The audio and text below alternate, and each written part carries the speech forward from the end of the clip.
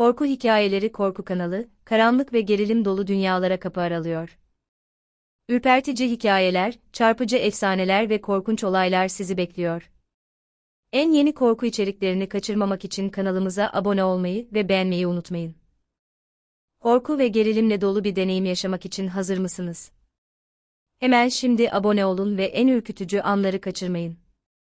Beğeni tuşuna basmayı unutmayın ve korku dünyamıza katılın. Bir gün Mehmet, askerlik görevini yerine getirmek üzere sınırda bulunan nöbet kulesine gönderildi. Mehmet, 45 yaşında bir aile babasıydı ve askerlik hizmetini yerine getirirken, ailesini düşündüğü için biraz endişeliydi. Ancak vatanseverliği ve görev bilinci onu ayakta tutuyordu. Bir akşam, Mehmet nöbet kulesine çıktı ve gece boyunca sınırdaki etrafı gözetleyecekti. 2 saat boyunca beklerken, birdenbire karanlıkta bir şeylerin hareket ettiğini fark etti. Aniden çalıların arasından beliren tuhaf bir varlık, kuleye doğru yaklaşıyordu. Mehmet, gözlerini ovuşturdu ve dikkatlice bakarak yaratığın bir cin olduğunu fark etti. Cesareti kırılmadan, Mehmet, cinle karşı karşıya geldi. Cin, biraz şaşkın bir şekilde durdu ve Mehmet'e bakarak bir şeyler mırıldandı. Mehmet, cinin bir an için dostça bir şeyler söylediğini düşündü. Ancak sonra anladı ki cin, sınırı geçmek isteyen bir düşmanı engellemeye çalışıyordu. Mehmet, hemen cep telefonunu çıkararak diğer askerlere durumu bildirdi. Kısa bir süre sonra, sınır birlikleri olay yerine geldi ve cinle başa çıkmak için gerekli önlemleri aldı. Olayın ardından, Mehmet'in cesareti ve dikkati övgüyle karşılandı. Ailesine güvenli bir şekilde dönen Mehmet, yaşadığı bu olayı anlatırken, sınırlarımızı koruma görevinin ne kadar önemli olduğunu ve her an hazır olmanın gerekliliğini vurguluyordu. Mehmet'in cesareti ve dikkati, sınırdaki diğer askerler arasında hızla konuşulan bir hikayeye dönüştü. Mehmet, o gece yaşadığı olayın etkisiyle biraz sarsılmış olsa da, birlikte görev yaptığı arkadaşlarından aldığı destekle güç buldu. Bir süre sonra, sınırda nöbet tutan askerler arasında gizemli bir atmosfer oluştu. Cin saldırısının ardından, askerler arasında dolaşan dedikodular ve eski efsaneler daha fazla konuşulmaya başlandı. Mehmet, bir gün kış mevsiminde nöbet tutarken, gökyüzündeki ayın loş ışığında sınıra doğru bakarken, bir şeyin yaklaştığını hissetti. Bu sefer, cinlerden değil, sınırları aşmaya çalışan düşman askerleriydi. Mehmet, anında tetikteydi. Hemen birliğini uyardı ve sınırın tehlikede olduğunu bildirdi. Diğer askerlerle birlikte hızla pozisyon aldılar ve düşman saldırısına karşı savunma düzeni aldılar. Gece boyunca süren yoğun çatışmanın ardından, Mehmet ve diğer askerler sınırları korumayı başardılar. Düşmanı geri püskürttüler ve birlikleri güvenli bir şekilde savundular. Mehmet, bu olayın ardından daha da büyümüş hissediyordu. Ailesine ve vatanına karşı olan sorumluluğunu bir kez daha hissetti. Hikaye, Mehmet'in cesaret dolu mücadelesiyle sınırların güvende tutulmasını anlatıyor. Savaş ve savunma, bir askerin üzerine düşen görevleri yerine getirmesiyle ilgili zorlayıcı ancak bir o kadar da anlamlı bir hikayeyi işliyor. Mehmet'in bir gece nöbet sırasında başına gelen korkunç olaylar, sadece cinlerle ve düşman askerleriyle sınırlı kalmamıştı. Bir gece sisin içinden beliren gölgeler, kuleye yaklaşmaya başladı. Mehmet, başta bunun sadece sisin olan etkileri olduğunu düşündü, ancak gölgelerin gitgide yoğunlaştığını fark etti. Birdenbire bu gölgeler, cinlerden daha korkunç bir varlık olan, gölgelerin efendisi, olarak bilinen eski bir varlığın hizmetkarları olduğunu anladı. Bu varlık, karanlıkta gizlenen ve sınırı geçmeye çalışan her şeyi yok etmeye kararlıydı. Mehmet, karşı karşıya geldiği bu karanlık varlıkla savaşmaya hazırdı. Ancak, gölgelerin efendisinin hizmetkarları, insanların korkularını ve zayıf yanlarını anlayarak saldırmaya başladı.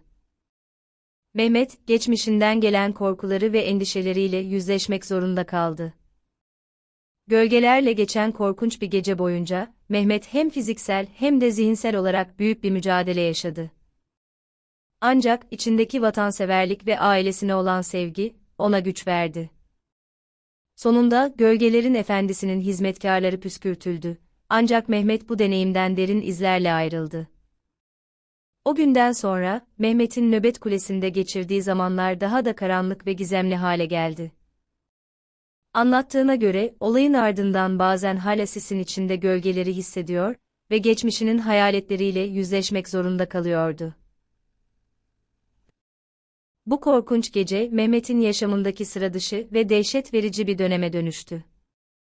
Mehmet, yaşadığı korkunç deneyimlerin ardından nöbet kulesindeki görevine devam etmeye kararlıydı. Ancak artık gölgelerin ve hayaletlerin etrafında dolaştığını hissettiği anlarda içsel bir savaş yaşamaktaydı. Bir gece nöbet tutarken kulede garip sesler duydu. Sessiz bir rüzgar gibi esen bu sesler, Mehmet'in içsel korkularını tetikledi. Neredeyse gözle görülmeyen varlıkların nefes alışını duyduğunu hissetti. Bir yandan da karanlıkta parlayan gözleriyle kendisini izlendiğini düşündü. Korku dolu anlar yaşayan Mehmet, cesaretini topladı ve seslerin geldiği yöne doğru ilerlemeye karar verdi. Karanlıkta adımlarını atan Mehmet, bir an için gölgeler arasında kayboldu. Ardından, ona doğru yaklaşan belirsiz varlıkların silüetleri belirdi. Aniden ortaya çıkan varlıkların, kuleyi ele geçirmeye çalışan eski bir lanetin taşıyıcısı olduğunu fark etti. Mehmet, bu lanetin kulesine sirayet etmesini engellemek için amansız bir mücadele verdi. Elindeki bayrak ve vatan sevgisi, içsel gücünü canlandırdı. Gizemli varlıkların karşısında, Mehmet'in cesareti ve azmi sonunda galip geldi. Kuleyi korumayı başardı ve laneti kovarak sınırın güvenliğini sağladı. Ancak bu korkunç gece sonrasında Mehmet, artık sadece düşman askerleri ve cinlerle değil, aynı zamanda kendi içindeki karanlıkla da mücadele etmekteydi. Mehmet'in nöbet kulesinde geçirdiği bu olaylar, sadece sınırları koruma göreviyle sınırlı kalmayıp, aynı zamanda ruhsal bir savaşın da simgesi haline gelmişti. Her gece sadece sınıra değil, aynı zamanda kendi içsel karanlığına da göz dikmiş gibi hissetti. Mehmet, yaşadığı olaylar sonrasında nöbet kulesindeki görevini sürdürmeye devam etti, ancak artık içsel bir çatışma ile boğuşuyordu.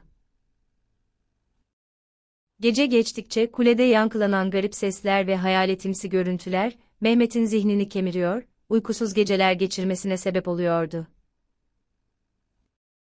Bu olayların ardından, Mehmet'in kabusları giderek yoğunlaştı. Uykusuz geçen geceler, geçmişteki travmatik anıları ve yaşadığı korkunç deneyimlerle dolup taşıyordu. Hayaletler ve gölgeler, onu rüyalarında da takip ediyor, içsel karanlıkla yüzleşmeye zorluyordu. Bir gün, kulede görevli olduğu bir gece, bir rüya içinde geçmişine yolculuk etti. Gece gökyüzündeki yıldızlar, ona gençliğindeki anılarını anımsattı. Ancak, anıların içinde karanlık bir gölge belirdi ve o gece yaşadığı korkunç anıları tekrar gözler önüne serdi. Bu rüya, Mehmet'in içsel dünyasında bir dönüm noktasıydı. Mehmet, bu içsel karanlıkla yüzleşmek ve geçmişteki travmaları iyileştirmek için cesaretini topladı. Bir psikologla konuşmaya karar verdi ve yaşadığı deneyimleri paylaştı. Terapinin yardımıyla, karanlık gölgelerin içindeki gerçeklerle yüzleşmeye başladı ve kendi içsel sınırlarını aşarak kendi korkularıyla başa çıkmaya çalıştı. Bu süreçte, Mehmet hem zihinsel hem de duygusal bir dönüşüm geçirdi. İçsel mücadelesi, sadece fiziksel sınırları korumakla sınırlı kalmayıp, kendi iç dünyasındaki karanlık köşelerle yüzleşerek aşıldı. Mehmet, artık sadece bir asker olarak değil, içsel gücüyle ayakta duran bir birey olarak da kendisini görmeye başlamıştı. Mehmet, içsel mücadelesini sürdürürken, bir gece nöbet sırasında beklenmedik bir olayla karşılaştı. Kuledeki ıssız atmosfer, ona sanki geçmişin hayaletleriyle tekrar yüzleşme zamanının geldiğini fısıldıyordu. Derin bir nefes alarak, kuledeki sessizliği bozan gizemli bir şeyin yaklaştığını hissetti. Birdenbire kuledeki ışıklar söndü, ortam karanlığa büründü. Mehmet, ani bir ürperti hissederek çevresine bakındı. O an, kulede beliren gölgeler, sinsi bir şekilde etrafını sardı. Ancak bu sefer, gölgelerin içinden farklı bir varlık belirdi, karanlık bir figür, kara bir cübbe içinde, yüzü maskeli ve gözleri derin bir karanlıkla kaplıydı. Bu figür, geçmişin efendisi olarak kendini tanıttı. Mehmet'in geçmişindeki karanlık anıların ve travmatik olayların simgesi olduğunu söyledi. Geçmişin efendisi, Mehmet'i geçmişiyle yüzleşmeye, korkularıyla yüzleşmeye ve içsel karanlığına boyun eğmeye zorladı. Kuledeki ışıklar geri geldiğinde, Mehmet, karanlık figürün sadece bir gölge olduğunu düşündü. Ancak o andan sonra, kabuslarının içine daha derinlemesine çekildi. Geceleyin, kuledeki gizemli olaylar arttı. Mehmet, kendi korkularını ve geçmişini gölgeleyen bu varlıkla sürekli bir savaş içindeydi. Her gece, geçmişin efendisinin saldırıları daha da yoğunlaşıyordu. Mehmet, sadece dış düşmanlarla değil, aynı zamanda içsel düşmanlarıyla da mücadele etmek zorundaydı. Geçmişi ve travmalarıyla yüzleşirken, kuledeki olağanüstü olaylar, hem zihinsel hem de fiziksel bir çatışmanın içine sürükledi Mehmet'i. Her gece geçmişin efendisinin saldırıları daha da yoğunlaşırken, Mehmet'in zihni bir labirent gibi karmaşıklaşıyordu. Kuledeki gizemli olaylar, gerçeklikle rüya arasındaki sınırları giderek daha da silikleştiriyordu. Mehmet, geçmişiyle yüzleşmeye çalıştıkça, kuledeki olayların bir yansıması gibi gölgeler içinde kayboluyordu. Bir gece kuledeki gölgeler öylesine yoğunlaştı ki, Mehmet kendisini tamamen karanlık bir boyutta buldu. Geçmişin efendisinin varlığı, etrafını saran sis gibi sarhoş ediciydi. Mehmet, karanlıkta çırpınarak, geçmişindeki hayaletleriyle tek bir nefeste yüzleşmeye karar verdi. Bu nefesle birlikte, geçmişin anıları bir ortaya çıkmaya başladı. Gençlik yıllarındaki zorluklar, kayıplar ve korkular bir hayalet gibi onu sarhoş etti. Ancak Mehmet, içindeki gücü keşfetmeye başladı. Her geçmiş hatıra ile yüzleştikçe, kuledeki gölgeler bir dağılıyordu. Sonunda Mehmet, geçmişin efendisini farklı bir gözle görmeye başladı. Bu karanlık figür, sadece geçmişin bir yansıması değil, aynı zamanda onun içsel gücünün bir parçasıydı. Mehmet, geçmişteki hataları, korkuları ve acıları kabul ederek, kendi içindeki bu karanlık varlıkla bir anlaşma yaptı.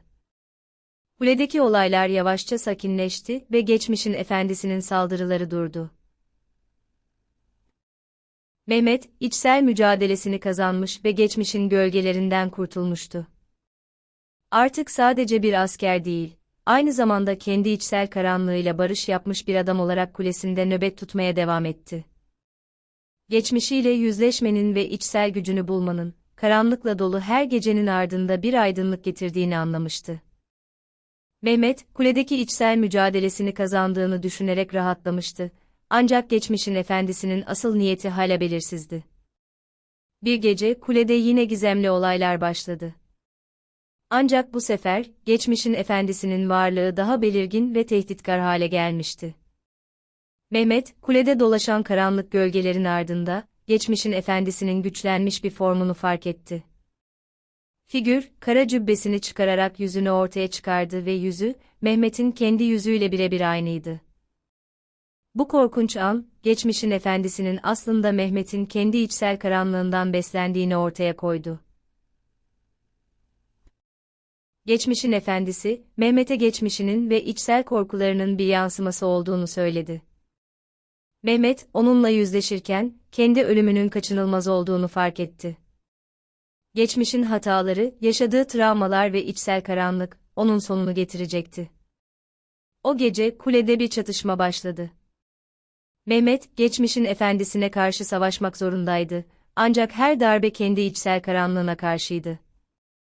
Gölgeler ve sis, kuleyi sarhoş ederken, bu iki varlık birbirine karıştı.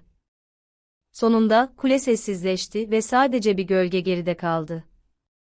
Ertesi gün, kulede Mehmet'in cesedi bulundu. Gözleri hala içsel çatışmanın izlerini taşıyordu. İçsel karanlık ve geçmişin hayaletleri, sonunda Mehmet'i yok etmişti. Kule artık gizemli olaylara ve geçmişin efendisinin gölgesine ev sahipliği yapmaya devam etti. Ancak Mehmet'in varlığı, sadece unutulmuş bir an olarak kaldı. Kuledeki korkunç olayların ardından, Mehmet'in ölümüyle birlikte sadece sessizlik ve gizem kaldı geriye. Sınırın bu ıssız kulesi, içsel bir savaşın ve karanlık varlıkların mekanı olarak anılmaya devam etti. Geçmişin efendisinin izleri hala duvarlarda dolaşırken, Mehmet'in cesedi sessizce gömüldü. Nöbet Kulesi, bir zamanlar vatansever bir askerin sınırı koruma görevini yerine getirdiği yerdi. Ancak şimdi, içsel karanlığına boyun eğen Mehmet'in hatırasını taşıyordu. Sis ve gölgeler, bu kulede yaşanan korkunç olayları ve Mehmet'in içsel mücadelesini yansıtmaya devam ediyordu. Sınırın koruyucusu olarak görev yapan Mehmet, içsel bir savaşın ve karanlık varlıkların pençesinde kaybolmuştu. Ancak kulede yaşananlar, sadece bir askerin değil, aynı zamanda içsel bir kahramanın trajik öyküsüydü. Geçmişin hayaletleriyle yüzleşmek ve içsel karanlıkla savaşmak, bazen en kahramanca mücadelelerin bile sona erdiği bir yerdi. Nöbet Kulesi, artık bir anı ve efsaneleşmiş bir yerdi. Sınırı korumak adına verilen bu mücadele, sadece fiziksel tehditlere değil, aynı zamanda içsel zorluklara karşı da bir uyarıydı. Mehmet'in ölümü, bir kuledeki nöbetin sadece sınıra değil, aynı zamanda kendi içsel sınırlarımıza da bir yüzleşme olduğunu hatırlatıyordu. Bugün bize katıldığınız için teşekkür ederiz. Korku, gerilim ve ürpertici hikayelerin dünyasına birlikte adım attık. Korku hikayeleri, sizinle bu heyecan verici korku yolculuğunu paylaşmaktan gurur duyar. Unutmayın, korku dünyasının sırları asla tam anlamıyla çözülemez. Yeni korku hikayeleri ve dehşet dolu anlar için kanalımızı takip etmeye devam edin. Bizimle birlikte olduğunuz için teşekkür ederiz ve sizi daha fazla ürkütücü içerikle gelecekte tekrar görmeyi umarız. Korku dolu rüyalar dileriz.